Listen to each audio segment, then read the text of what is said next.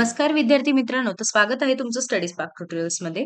तर आज आपण पाहणार आहोत इयत्ता 6वीचा मराठी या विषयातील पाठ 17वा पाणपोई याचा स्वाध्याय.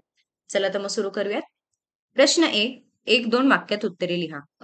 अंगाची लाही लाही कशामुळे होते? उत्तर, उन्हामुळे घामेजून अंगाची लाही लाही होते. अवखळ वारा सुटल्यावर काय होते? उत्तर, अवखळ वारा सुटल्यावर धुळीबरोबर पालापाचोळा उमरात उंच जातो. थकलेल्या वाटसरूला ग्लानी का येते? उत्तर, उन्हामुळे थकलेल्या वाटसरूला ग्लानी येते. पाणपोईवर पाणी पिण्यास कोण कोण येतात? उत्तर, रंक असो वा राव, पाणपोईवर पाणी पिण्यासाठी सारे जण येतात. ज्यांनी पाणपोई थाटली त्याला आशीर्वाद का देतात?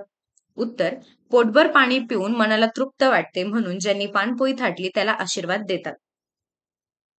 प्रश्न 2. उष्ण गरम, थंडगार, पालापाचोळा या शब्दातील दोन्ही शब्द एकाच अर्थाचे आहेत. असे शब्द शोधा व लिहा.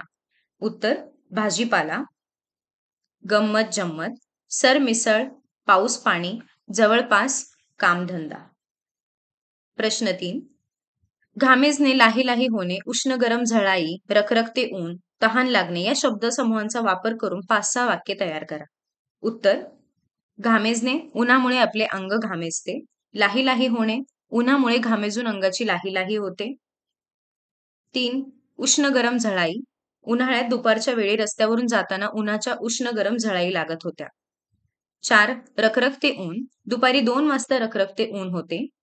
5. तहान लागण, तासभर चालल्यामुळे संजूला तहान लागली. प्रश्न 4. रखरख, गरगर यांसारख्या अक्षरांची पुनरावृत्ती होणारे शब्द शोधा व लिहा.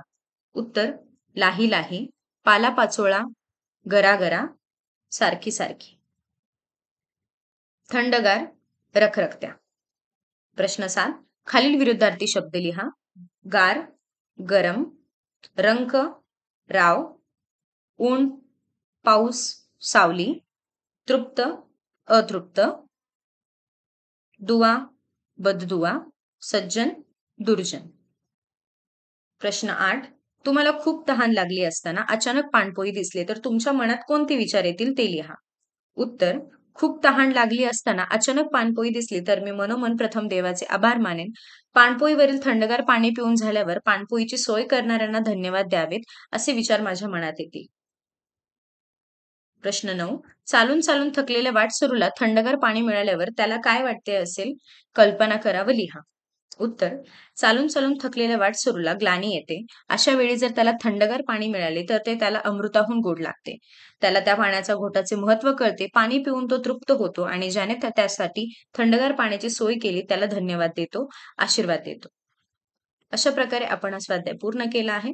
जर तुम्हाला व्हिडिओ आवडला असेल तर लाईक, कमेंट आणि शेअर करा आणि अशाच व्हिडिओसाठी स्टडी स्पार्क ट्युटोरियल्सला सबस्क्राईब करा. भेटूया पुढील व्हिडिओमध्ये. धन्यवाद.